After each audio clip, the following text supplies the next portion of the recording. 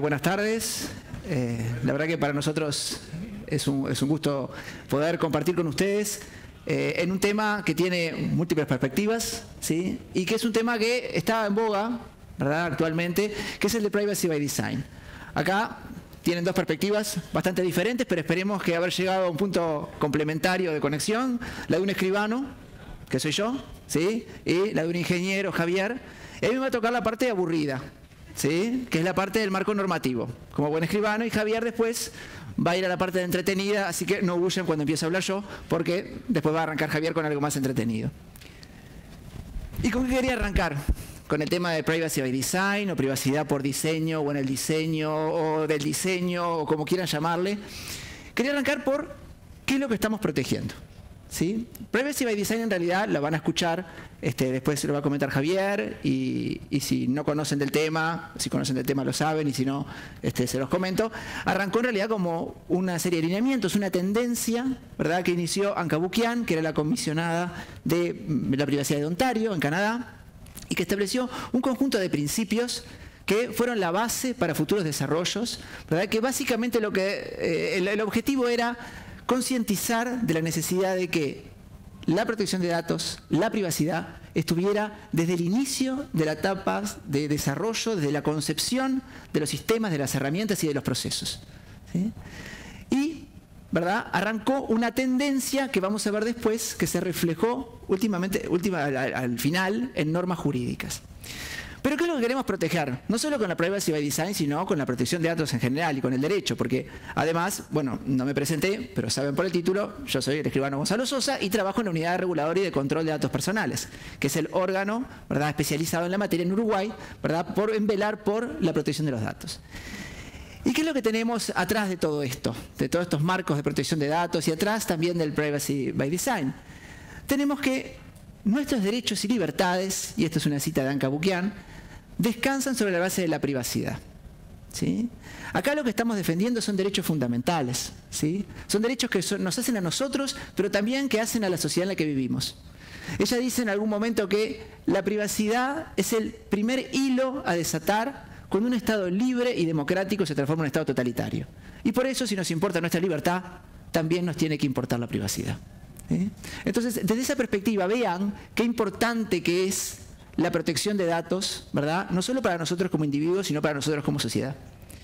Hay una reflexión interesante en los cuadernos que tienen todos ustedes en las faldas o que están anotando de Jodal, cuando habla sobre el software y la proliferación de los datos y cómo han impactado en nuestra sociedad, tanto como el petróleo, ¿sí?, o como la electricidad.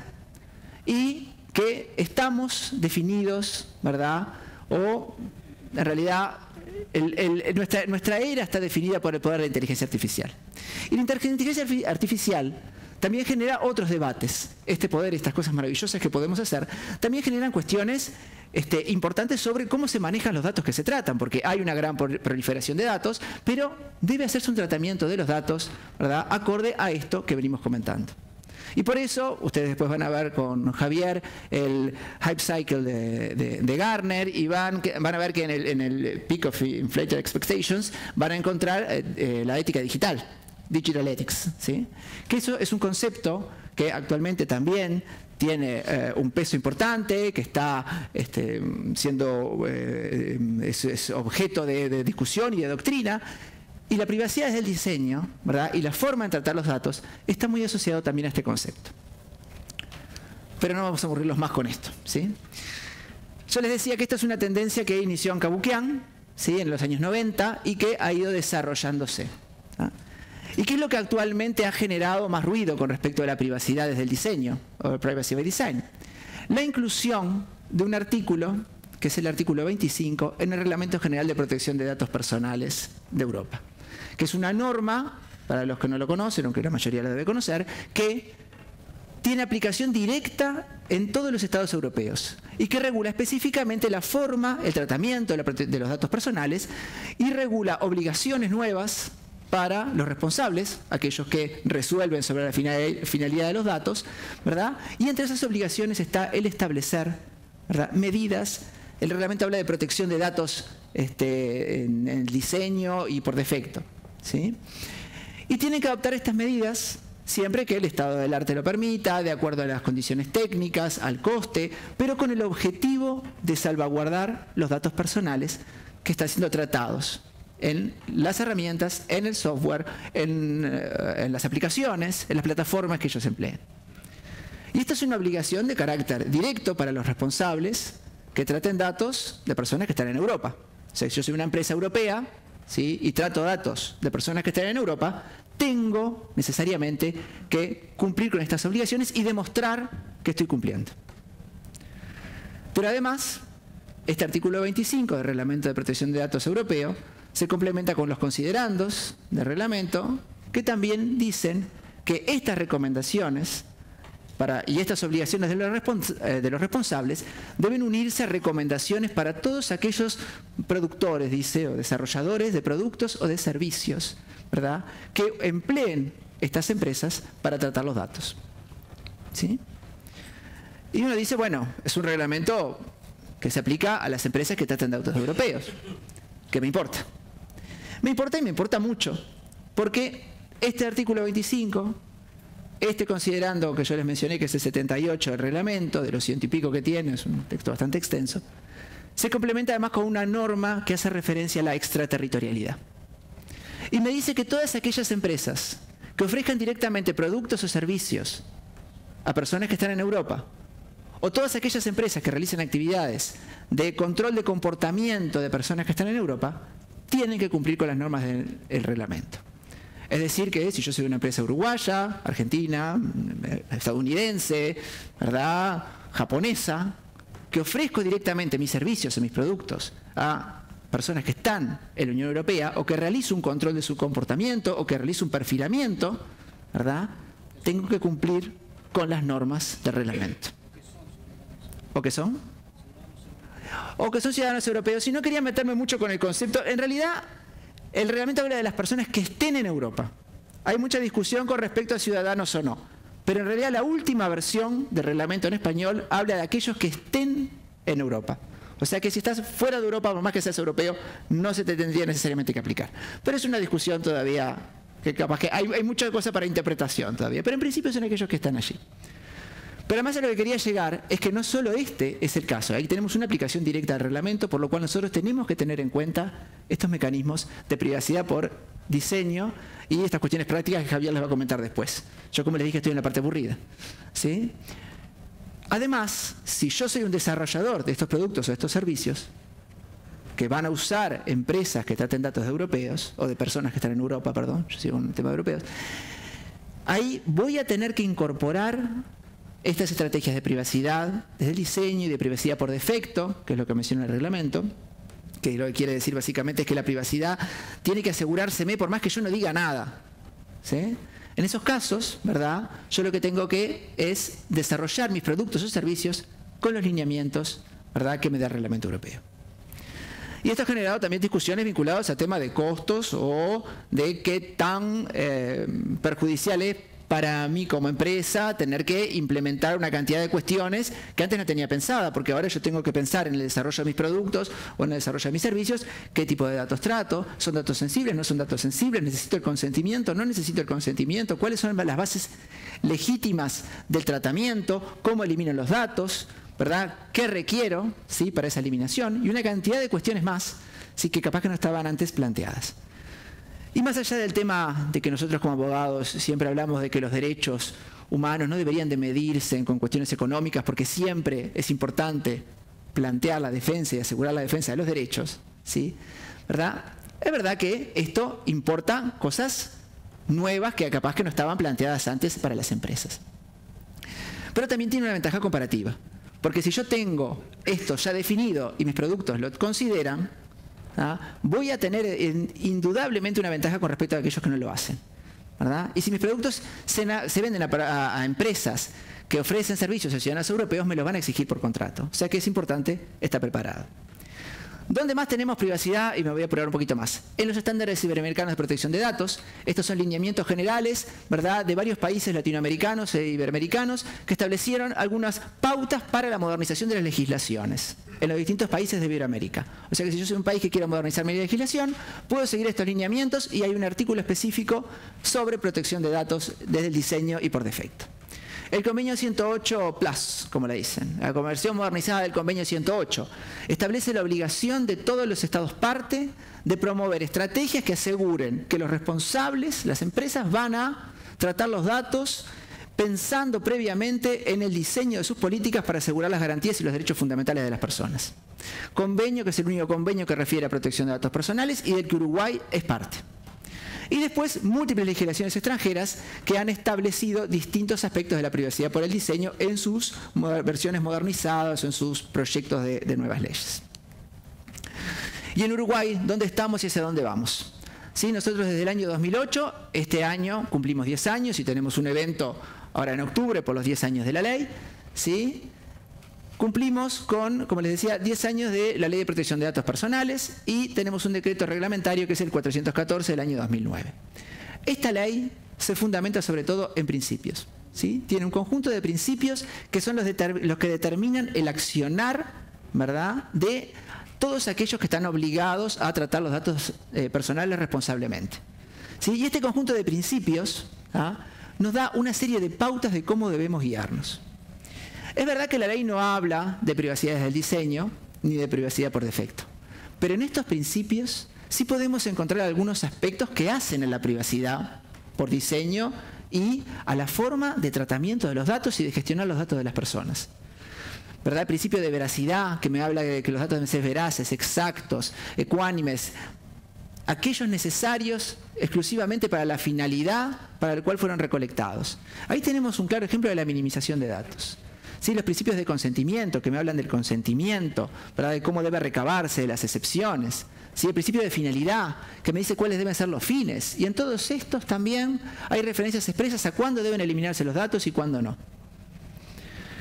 Anka Bukian hablaba de la privacidad por diseño y de la seguridad por diseño, como una etapa más vinculada a esta tendencia que ella está reflejada, que reflejó en esos 7 principios que Javier un poco les va a comentar después, ¿verdad? Y lo que nos habla en un artículo de la revista Protección de Datos Personales, que también es editada por la Unidad y que está disponible en la página web nuestra, cómo este tema del diseño impacta no solo en las cuestiones de privacidad, sino en las de seguridad.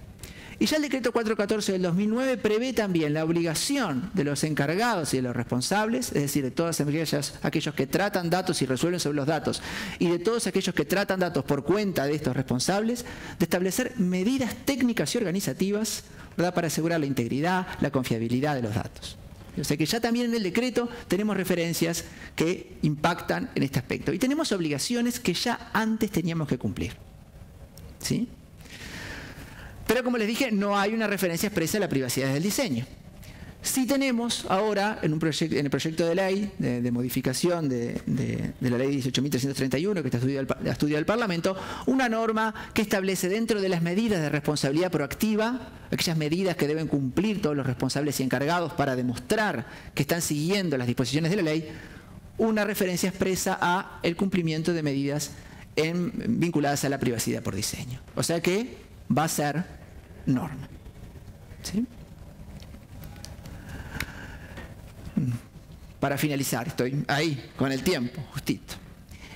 ¿Qué tenemos entonces detrás de este concepto de Privacy by Design y de su regulación? Porque comentamos de regulaciones europeas, hablamos de normas internacionales, de legislaciones extranjeras, ¿verdad?, de referencias a algunos aspectos, ¿verdad?, de la privacidad y de la minimización de datos en las normas actuales. Lo que tenemos es ese concepto, y vuelvo a lo que hablamos al principio, de que la privacidad es un elemento integral en todo proceso de diseño e implementación de estrategias y soluciones, que no se limita al mundo de la tecnología, sino a los procesos empresariales, a todos esos desarrollos en los cuales yo tengo que pensar, ¿verdad?, en clave de protección de datos y de privacidad. Pero, y ahora sí, para ir un poco más a lo práctico y dejar de lado toda esta introducción normativa, le voy a dar la palabra a Javier. Gracias. Capaz que este es de los ejemplos más claros de las primeras implementaciones que vemos con toda esta nueva regulación, que son páginas web que nos preguntan una y otra vez que van a guardar cookies y le damos OK. Entonces ya cuidar mi privacidad ya me empieza a parecer un poquito molesto. Pero bueno, hay que trabajar, hay que seguir lidiando con esto. Gonzalo les contaba sobre los principios de Anh Cavoukian y se los queríamos contar y llevarlos por ahí.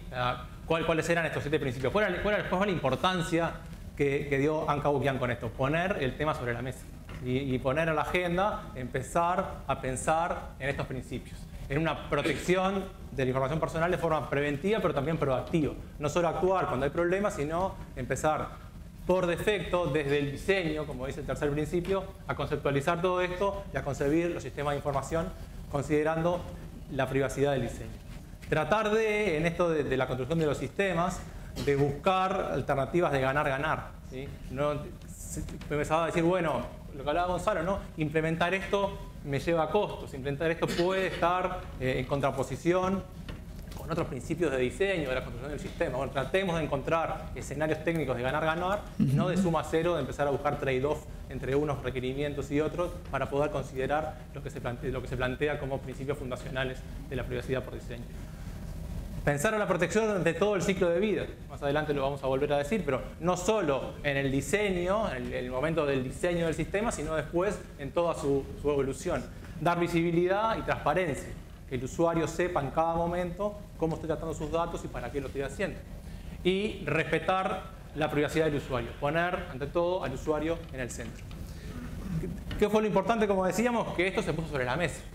Pero la verdad, para nosotros, la pregunta es cómo nos comemos esto, ¿no? O sea, ¿qué tenemos que hacer para llevar esto a la práctica y empezar a ponerlo en la implementación de los sistemas? Y la verdad, no tengo respuestas para eso. Hay algunas cosas que vamos a contar que pueden empezar a dar algunas pistas y empezar a trabajarse. Esto ya es lo que le decía Gonzalo. Hoy Gartner pone en su Hype Cycle de privacidad a la privacidad por defecto comenzando entre 2 y 5 años a llegar al plató de productividad, ¿no? Todavía estábamos en el pico de expectativas y ahora empezamos al momento de la desilusión, que tiene que ver como, bueno, ahora hay que implementarlo, cuál es el trade-off que hay que llevar acá. Y algo interesante, que si buscan el artículo lo encuentran, es que marca la privacidad por diseño como una práctica de impacto moderado. Quizás uno podría decir, bueno, esto va a ser de alto impacto, pero no, lo pone como impacto moderado, que en 2 y 5 años vamos a empezar a verlo en un momento ya de régimen, donde todos vamos a estar hablando de eso y utilizándolo. Algunos artículos que he leído y hemos mirado nos dejaron bien en claro que acá hay una trilogía interesante para manejar. ¿Quién, qué y para qué? Constantemente en el diseño del sistema y en la evolución, los sistemas deberían estar preguntándose en un contexto del consentimiento que hablaba Gonzalo hoy, qué usuario quiere acceder a qué dato y con qué finalidad, ¿sí? Y eso deberíamos poder preguntarnos ante cada acceso a información personal, por ejemplo, para poder brindar o no esa información, ¿sí? Eso durante el diseño y también durante el mantenimiento en cada una de ellas. Manejar esa trilogía es lo que deberíamos lograr implementar en nuestro sistema de información. Acá, Gonzalo, te dejo un puntito más. El consentimiento, yo debería pensar en el consentimiento que el usuario dio al momento de darme los datos, es el que yo debería estar validando cada vez que alguien quiera acceder a esa información personal. Pero acá también hay un detalle, ¿no? Que no solo es el consentimiento. Bueno, sí, nosotros lo que habíamos hablado en alguna oportunidad es que el consentimiento para nosotros es un principio de los fundamentales, que está en el artículo 9 de la ley, pero también hay otras bases de tratamiento que no son el consentimiento, ¿verdad? O sea que no necesariamente, es decir, siempre tenemos que asegurarnos que tratamos los datos en función de determinadas bases legítimas. Y tenemos que tener bien claro cuáles son esas bases para poder tratar los datos, ¿verdad? Porque a veces el consentimiento o no alcanza o no es la base correcta para el tratamiento. Por lo cual, sí es importante, como siempre, sí es una base fundamental, pero tenemos que ir un poquito más allá y pensar, bueno, además del consentimiento, ¿hay otras cuestiones que me habilitan a mí a tratar los datos? Que era un poco lo que conversábamos la otra vez. Bueno, para esto no hay balas de plata, como se imaginarán, pero capaz que hay sí algunos aspectos que podríamos estar mirando y empezando a profundizar. La idea es dejar en la slide algunos tópicos que les permitan a todos profundizar en ellos y seguir escarbando en todo esto de cómo implementamos los aspectos de privacidad por defecto. En primer lugar, esto empieza a verse no solo como un aspecto técnico, sino como un cambio cultural en aspectos para los arquitectos y para los desarrolladores. Realmente hay que meterse esto dentro del cuerpo y empezar a pensarlo de esta manera. Si no lo hacemos así, va a ser difícil poder lograr una sostenibilidad y una continuidad en la implementación de estas políticas. No hay una receta, pero hay unas preguntas que, por ejemplo, podríamos ir haciéndonos en la medida que vamos construyendo. ¿Podemos lograr el propósito del sistema utilizando menos datos personales? Lo que queremos hacer, en vez de empezar a recabar información, podemos hacerlo con menos. Podemos proporcionar la misma funcionalidad y experiencia al usuario o al cliente sin utilizar datos que sean identificables, ¿sí? Y empezar a buscar algunas técnicas que permitan liberar esa identificación del usuario en la información que vamos almacenando. ¿Entiende el usuario en cada momento por qué y para qué estamos procesando la información sobre ellos? Esto en mente podría ayudarnos a tomar algunas decisiones de implementación y de diseño que nos lleven a alinearnos con las políticas, con los principios que plantea Anka Bukian, por ejemplo, cuando puso esto sobre la mesa. El Privacy by Design desde el inicio, ¿sí? Desde el momento del diseño del sistema, pero también al evolucionarlo y mantener estas buenas prácticas luego a lo largo de todo el ciclo de vida del software, que todos sabemos es la etapa de mayor duración una vez que vamos construyendo software. Y también evaluar que estos cambios, este cambio cultural, puede llevar a cambios en la organización y cambios en los procedimientos operativos que tenemos. Se viene hablando ya y cada vez se comenta más si hay una necesidad de un Chief Privacy Officer en las organizaciones. ¿Sí? Y ya se empezó a definir, ¿no? un C-level más, y en algunos empieza a aparecer. Empezar a considerar en revisiones de calidad o en auditorías, revisiones de diseño y de privacidad en esos procesos. O sea, no solo lo que venimos haciendo hoy, quizás de auditorías de seguridad, sino empezar a incorporar también esos procesos de revisión y auditoría de estas prácticas. Y, por ejemplo, uno de los principios hablaba de la transparencia y se habla bien del derecho a la información. El usuario tiene el derecho de preguntarle a la organización, a un sistema, qué información tengo de él y yo se la tengo que dar. ¿Sí? Y bueno, cómo eso impacta mis procesos operativos, cómo yo voy a responder a esas necesidades y cada uno me va a estar preguntando qué información tengo y yo tengo la obligación de dársela. Entonces voy a tener que estar preparado en procedimientos internos para poder responder a esa necesidad. Hoy en día nadie pregunta, cuando esto empieza a tomar un poco más de cuerpo y la gente empieza a entender que es un derecho, seguramente empieza a pasar de manera más continua. Estas prácticas tienen una fuerte relación también con las prácticas de seguridad de la información. Y de hecho, mucha gente de la que está trabajando en Privacy by Design también mucha viene del mundo de la seguridad de la información. Acá temas como la confidencialidad, la integridad, la disponibilidad, el análisis de riesgos y amenazas son prácticas que hoy en día se trabajan en aspectos de seguridad de la información y son algo que también se pueden llevar. Los controles de autorización y de acceso a los datos es algo que también estamos habituados a hacer y se alinean fuertemente con las prácticas de privacidad por diseño. El riesgo de identificar o reidentificar usuarios con información anonimizada es algo que también se puede llevar adelante, o de la trazabilidad de la información del usuario también se lleva.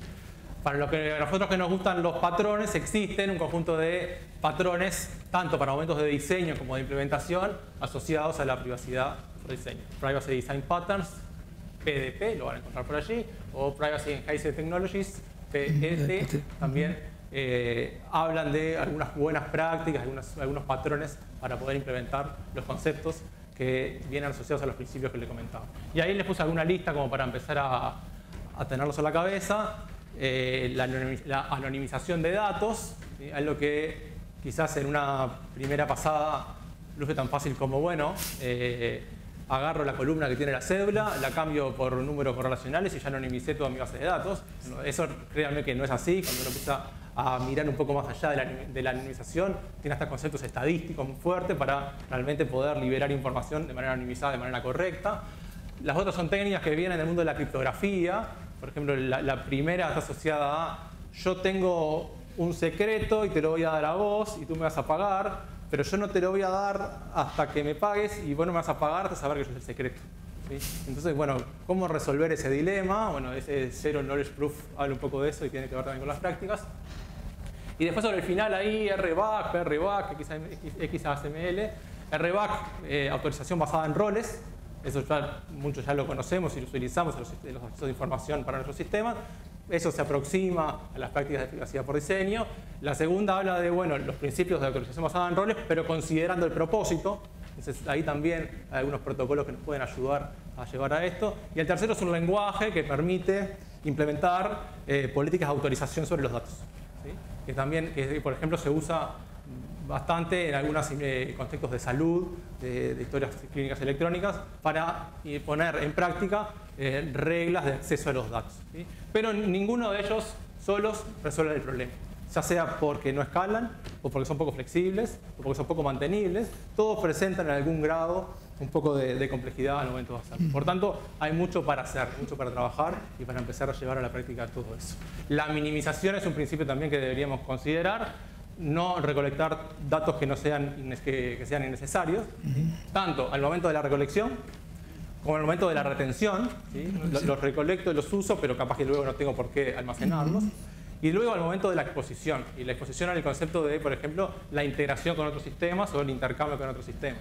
Quizás la información que yo tengo en mi sistema de información está alineada con los conceptos de privacidad y resguarda la privacidad del usuario, pero quizás al momento de integrarlo con otro sistema, ya ese volumen de información empieza a poder permitirme inferir información sobre el usuario, y quizás es algo que yo no debería poder hacer. Le dejo acá un artículo que se publicó en una revista recientemente, Privacy by Design, de la abstracción jurídica de la práctica ingenieril, que tiene un montón de recomendaciones y hace mucho link a documentación sobre esto que también permite profundizar ahí.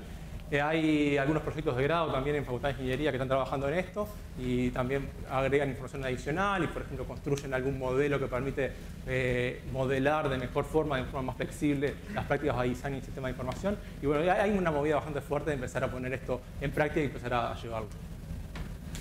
Y acá el Power of Doing pasa fuertemente en ponernos sobre la mesa un montón de perfiles distintos que nos permitan empezar a implementar. Esto es de ingenieros, de abogados y de cada uno de los roles en distintos dominios de problemas que solemos abarcar, que empiecen a pensar juntos cómo bajar esto a tierra y cómo empezar a implementarlo. ¿Qué estamos haciendo, por ejemplo, en AGESIC con esto? Empezando a poner también al ciudadano en el centro y dándoles al ciudadano un enfoque fuerte de su información que el Estado maneja. Por ejemplo, van a ver en el intercambio de historias clínicas la posibilidad de poder decir si permito o no permito intercambiar información. Vamos a trabajar también en darle visibilidad de qué organismos públicos están intercambiando información personal entre ellos, ¿sí? Primer paso, dar visibilidad. Y quizás desde ahí poder tomar algunas acciones. Siguiente paso, que los ciudadanos puedan autorizar o no determinados intercambios de información personal. Entonces, bueno, a través de esas políticas, el objetivo es alinear fuertemente los principios de privacidad con los sistemas de información y el uso de la información personal de cada ciudadano en los servicios públicos que vamos desarrollando. Así que bueno, por acá lo que queríamos comentarles. Muchas gracias y estamos a las órdenes. Bueno.